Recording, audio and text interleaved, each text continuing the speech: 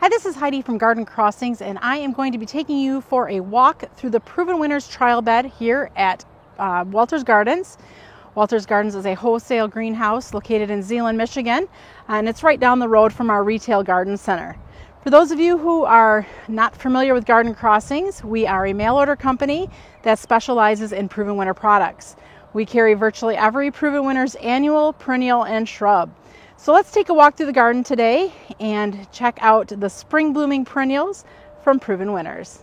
There's a lot going on in this perennial bed, and I think today it's mid-May, just so you know reference as far as what time of year it is. I'm going to just stop at the things that are blooming. I'm going to be visiting this garden several times throughout the summer, so we'll be able to see how it transitions and new color forms as the season goes on. So we're going to first start off here with this beautiful grouping of phlox. This is a creeping phlox called Pink Sparkles, and it's featuring kind of a two-tone look of a bright pink to a lighter pink color, and the variation is based off of the age of the bloom. So the new blooms coming out are going to be more of the brighter pink, and as the flowers fade, they're turning more of a white color. The next grouping we're coming to is the Phlox Rose Quartz. And this is a planting of 3, and a lot of these plantings in this garden are going to be either 3 or 5 plants. And this is a grouping of 3 that have kind of grown together. Each one of these plants can get, boy, I would say they're at least 24 inches wide and about 12 inches tall. So when you're planting them in your garden, if you want to create more of a spaced apart look, I would probably plant the plants about 3 foot apart so that when they're mature, they just nicely start to touch. Or plant them closer if you do want a mass planting like shown there. Here we have some new Veronica, and unfortunately they do not have this one labeled yet, so I'm not sure which exactly it is, but it's a magenta pink bloom. So we'll watch as the summer goes on and the labels start getting placed. Tucked in the back here is the Dicentra Pink Diamonds.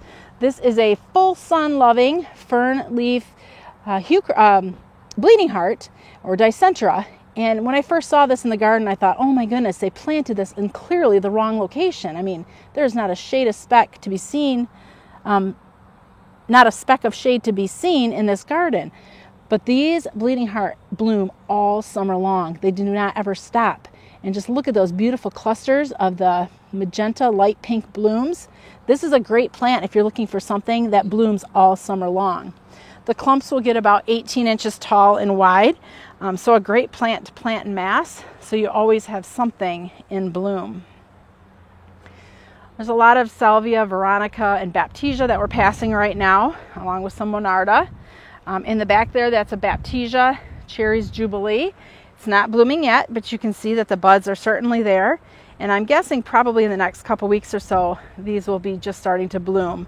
So we'll come back and check out the Baptisia once they do start to flower up. The rounded plant here, this is Nepeta Cat's Meow. Just starting to show a little hue of color. That'll probably be another week or so of some good heat, and that will be flowering as well. Some more of the Pink Sparkles Creeping Phlox.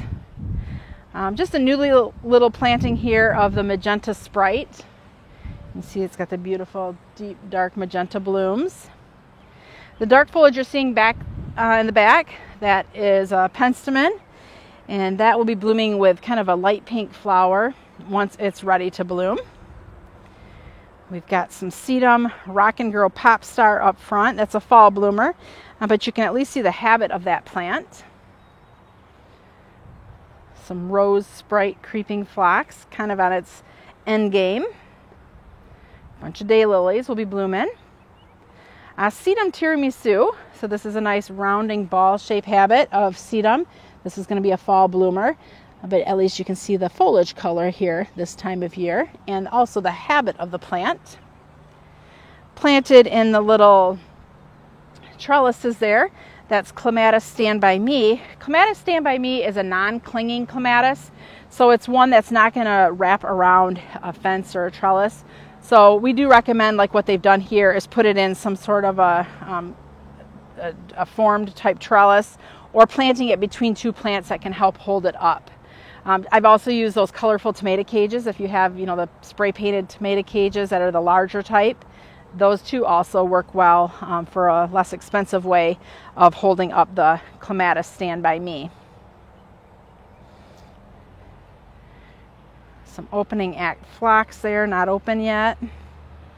Another little batch here of the purple Sprite creeping phlox. We have just a couple flowers starting to open here on the Dianthus Paint the Town Fancy. Definitely some salvia will be blooming next time I'm in the garden because I can see the buds. Some sedum back in black. So this is that nearly black foliage sedum, and this will be a fall bloomer, but the foliage is great during the summer with that deep dark leaf color. Some Monarda in the back. I think too, not only, you know, you're not seeing these things in bloom, but you're also just seeing the habit of the plant as they emerge in the spring. So you can kind of see like how much space they might take up. Because sometimes when things start blooming, it's kind of hard to see like how big they really are because all the flowers and everything just all blends together. So hopefully this is helpful for spacing purposes as well.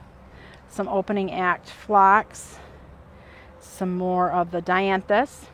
So this little bed here obviously is a new bed, and it looks like they use horse poop to fertilize in here because there's some pretty big chunks of dung.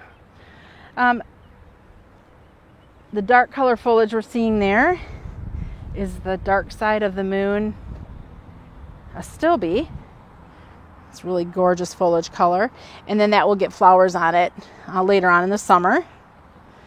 Some Artemisia, which actually pairs really nicely with that dark foliage. This is Silver Lining. A few new cone flowers, which we'll visit those this summer when they're actually blooming a little bit better. This is the fuchsia is bright, but we'll be able to get better video of that once it's summer and they're actually blooming more at their natural bloom time. Another little phlox here. This garden, I feel like, especially this end of the garden, is kind of, I mean, obviously for sure, this is a work in progress at the end here. This end too, this I think was added maybe last summer. So they kind of keep adding onto this bed a little bit. So this area here too is kind of a work in progress, and that's why it's not looking 100% awesome yet. But you have to look past that because it's going to be gorgeous once it's all filled out and everything's planted in here. Coral Jade Sedum. Some Sweetie Pie Dianthus. These were recently planted, so they're very small specimens, but at least you can see the flower color. In the back there's some Pink Dawn Salvia. Just starting to bloom.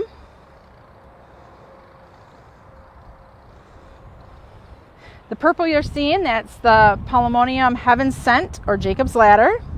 And that looks really pretty here with drops of Jupiter. This is oregano, an ornamental oregano that gets flowers on it in the summer. But that chartreuse and purple really looks really splendid together. Lemon Squeeze Penstemon is just starting to emerge. The brown you're seeing, that's old growth from last year. And the yellow is where it's just starting to sprout. Sometimes in my garden, if I have space, like in this garden, I would say there would be enough space, I will oftentimes just burn down the old grass. That way I can start right at the base and see the new grass emerge.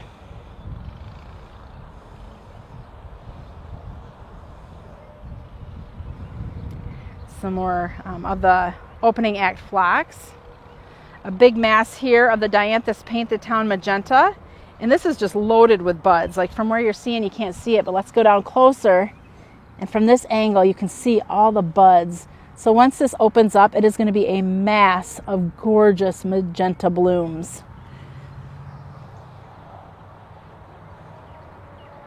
Some daylilies. And then up front here is Heuchera Dolce Spearmint, which is really pretty, kind of a frosted green foliage, and it gets really nice red flowers. So not all the time do the Heuchera or Corabelles have pretty flowers, in my opinion, but this particular one does, with a beautiful red bell-shaped flowers. Some more of the Stand By Me clematis. Some daylilies. Some salvia that's in bud, waiting to bloom. Heuchera are gorgeous here. This one is Primo Wild Rose, which is a really rosy burgundy color heuchera. It really pops in the garden. Behind it are more daylilies and then some opening act phlox. Here's a mass planting of the Rock and Grow Pure Joy sedum. And you can see how they create just cute little mounding balls in the garden. And you can see they have a mass planting here of that. Behind the sedum is an Amsonia storm cloud with its beautiful periwinkle spring blooms. Let's go in for a closer look. Nice little star clusters of flowers.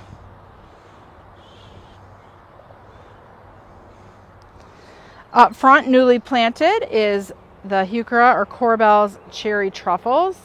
A very roughly edged leaf, great foliage color. Some more of the Rock and Grow sedum, Bundle of Joy. Primo Peachberry Ice Heuchera.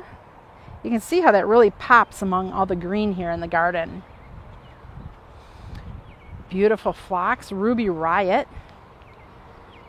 Some newly planted Funky Fuchsia, Dianthus. This is a new Dianthus. And even just standing here, I can smell it. It smells so sweet and yummy. And then ending out this tour today is Sedum Bright Ideas, which will be flowering in the summer. So not a lot going on yet in this bed, but hopefully even just seeing the plants emerge gives you an idea of what the gardens are going to look like and the size of the plants and such. If you have questions or comments, leave them below. Thank you for touring the garden with me today. This is Heidi from Garden Crossings.